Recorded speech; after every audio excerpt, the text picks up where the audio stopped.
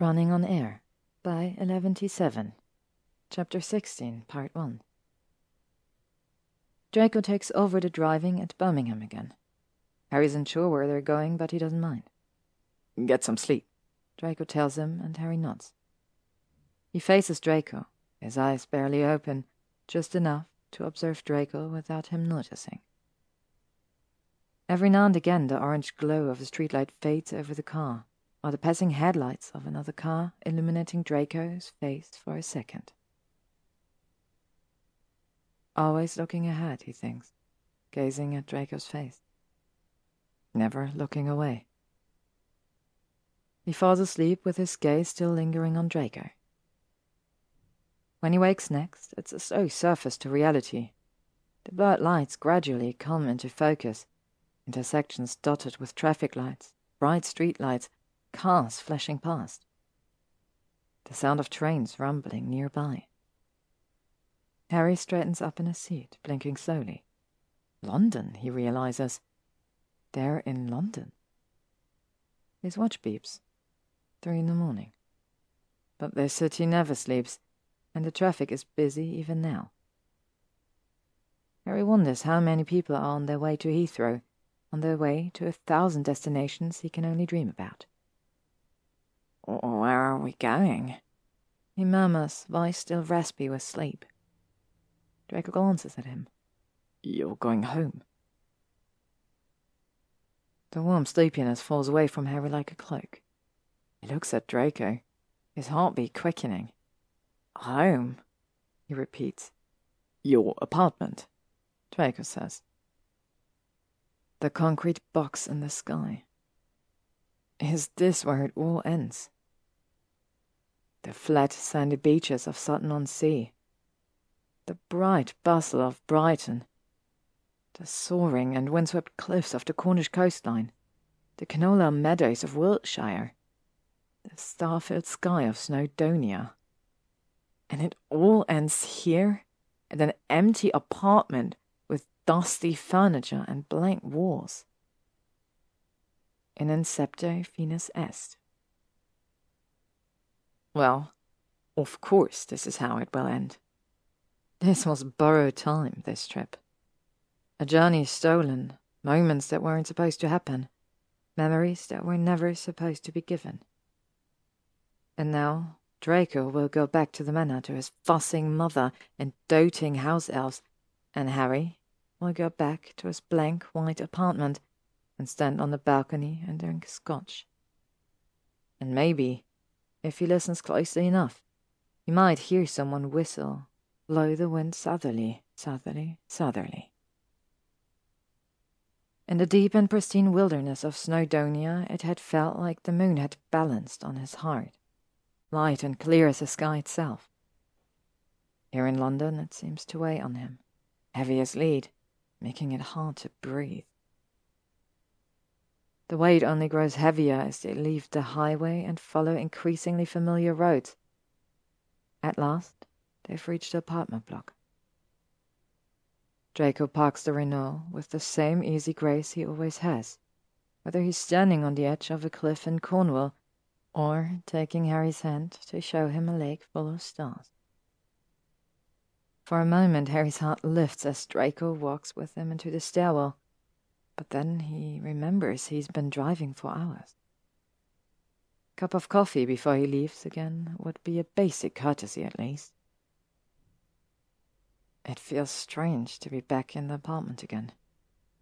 Takes him ages to find his keys, and longer yet to open the door. The air has a faintly dusty scent to it, Harry thinks, as he flicks on the lights, illuminating the white walls, the empty shelves, the kitchen counters, without clutter. The curtains are all open, and beyond the river the city lights twinkle. Harry slowly sets his keys up on the empty counter. "Coffee? I haven't got any milk, though," Harry adds, but Draco shakes his head. "Tea's fine." Harry wasn't away for long, but for some reason he has trouble remembering where everything is. Was the sugar kept on the second or third shelf? He opens a cupboard to fetch mugs, but it turns out to be full of glasses. May as well be in the house of a stranger.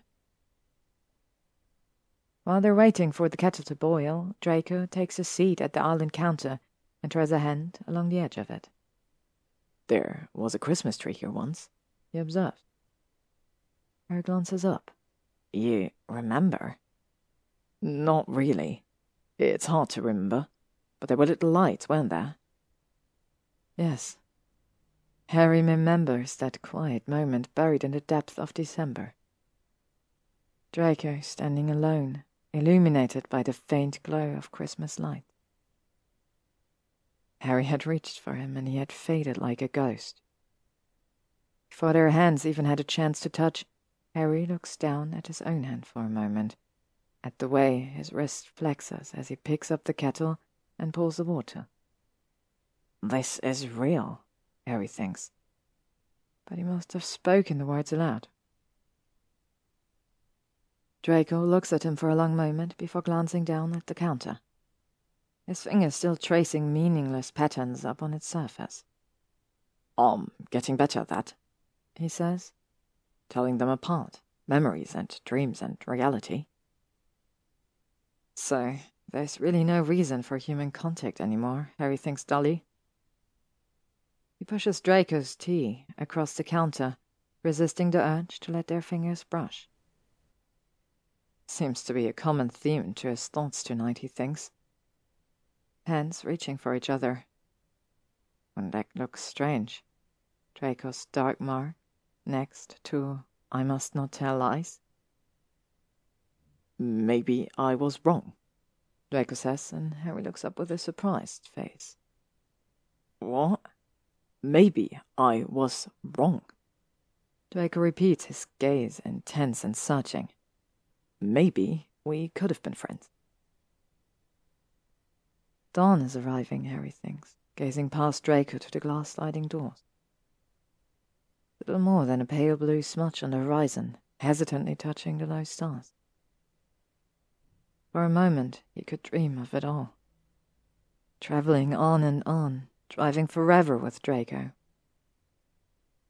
Through the vast mountain ranges of Scotland and the rivers and waterfalls of the Peak District, and I go stargazing in the dark sky reserve and see Wiltshire's wildflowers in bloom and the canola harvest, and every year they'll return to Snowdonia to stand on the edge of the world, and Harry's favourite memories will be strung with tiny Christmas lights and the winter winds of the Cornish coastline.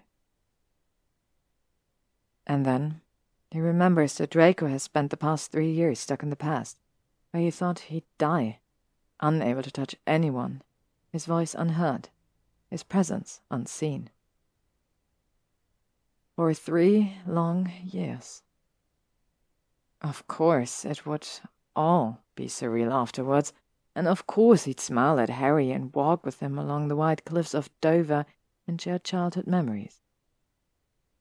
It's only gratitude, nothing more.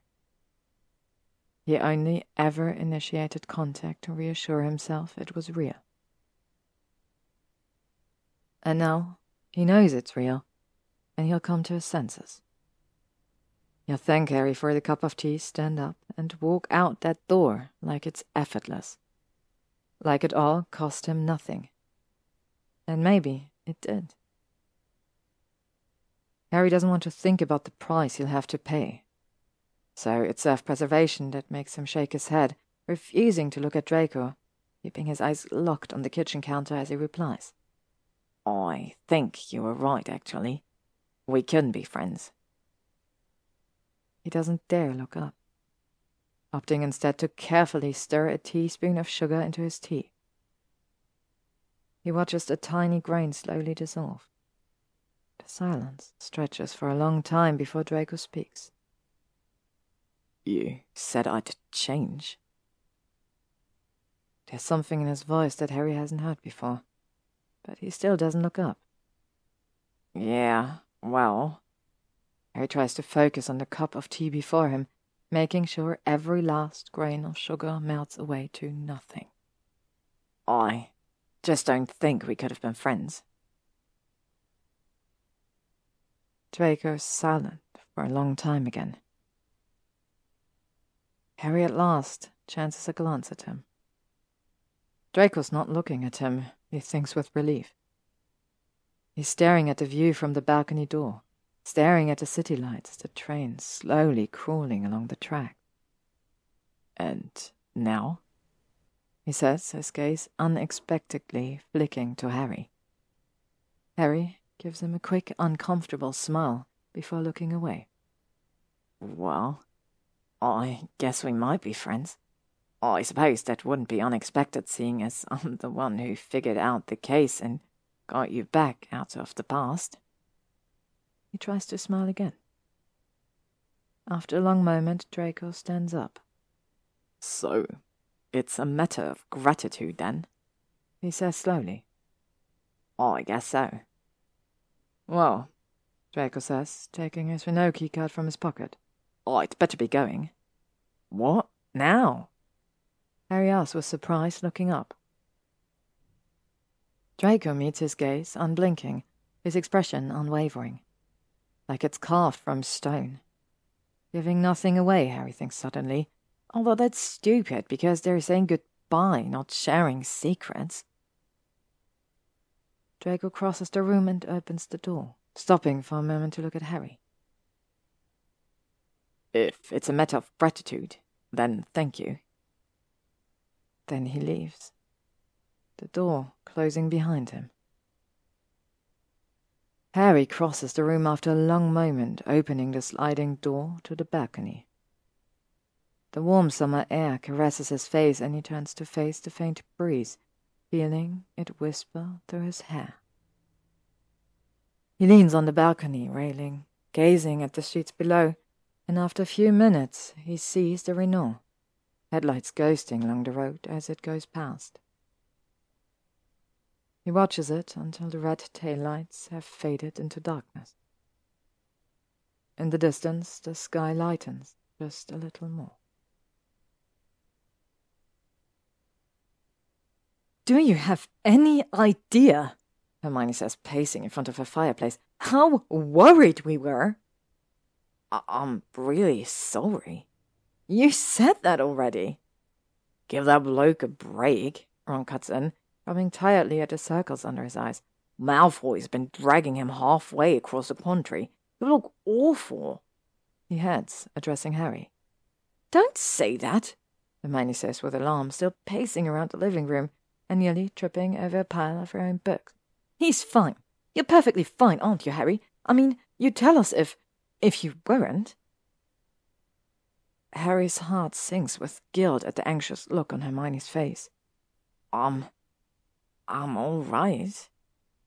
Ron frowns. "Come on, mate. Something's going on. We're not stupid. Why did you leave?" I don't know. I just..." "Was it stress?" Hermione asks. "I know they offered you that promotion to head aura and... Oh, Harry," she adds with sudden misery, "your supervisor has spent the last 3 weeks frantically trying to contact you. I don't think you'll get the head aura position now." "Definitely not. The team needs someone reliable, I heard them saying." Ron catches Hermione's expression. "Whoa, I'm just telling the truth." "I didn't mean for this to happen," Harry protests. Hermione bites her lip. "I'm glad you're all right, but what were you thinking? Is everything all right?" "I wasn't thinking at all, really," Harry admits. It wasn't because of work. I left because..." They wait patiently, both looking at him with the same expression of expectation. "You left because?" Hermione prompts after a long minute. "Because of Draco." Harry mutters at last, and Ron frowns. "Look, I know it can't have been fun for him, stuck in the past for 3 years, but you're not responsible for his recovery, Harry. You did your job. You located him. That's all you needed to do." Harry groans and sets his cup of tea aside, burying his head in his hands. "It's not about that either. It's not about obligation or a sense of duty." "Then what?" Hermione presses. Harry doesn't raise his head. They're trying very hard to understand, he thinks unhappily. After all, he's being the one who's unreasonable here, turning up at their home at 6 o'clock in the morning, dishevelled and desperately in need of tea and conversation, and they both deserve an explanation. But Merlin help him, he hasn't got one. I don't know, I just wanted to leave, he mumbles at last, looking up. Ron and Hermione exchange an expression and say nothing. He was never particularly fond of the apartment before. It simply existed like gravity, and he had to tolerate it. However, now he finds himself actively tormented by it every evening. The empty kitchen, the white walls that make him feel like he's in an office instead of a house. Normal people have photographs of their family and friends, he reminds himself, and he tries sticking a picture of him, Hermione, and Ron to the walls, but it just looks strange. A small photograph in the center of a vast expanse of white emptiness. It just makes him feel immeasurably sad. Work is the same. He went missing for 3 weeks. 3 weeks. No notice giving, no warning. And anyone else would be fired, dismissed, or sent away without references. Well, his supervisors lecture him. This is your final warning. If it wasn't for your exceptional skill and qualification, you're very lucky to have understanding colleagues. It's nothing but empty threats. They even covered for him. Harry Potter gone missing wasn't very desirable publicity, apparently, and they'd told the rest of the department he'd been sent away to help the Unspeakables with a top-secret mission. The first day Harry went back to work, his colleagues all congratulated him on his work and welcomed him back. Harry tried to return their smiles, but somehow couldn't quite manage it. All the usual project await. Arresting a man trying to earn extra money through an illegal potion side business. Planning their security strategies for a public appearance by the minister. Harry stands in the rain, standing straight in his neatly pressed robes, gazing ahead as the minister drones on and on to the listening masses. He supervises an organized protest, silently standing guard at St. Mungo's as the wizards and witches wave placards demanding the repeal of recent regulations regarding health potions. A witch tries to force her way through the doors, shouting angrily and is subdued quickly by some of the magical law enforcement officers. The rain is so lukewarm on Harry's skin, offering no relief from the muggy July heat. Everyone seems so prickled by the humidity, their tempers shortened and their faces always damp. When Harry goes home that night, he stands on the balcony and drinks his scotch and watches the trains arrive and leave. He only loved them, he remembers thinking once, because they were going places.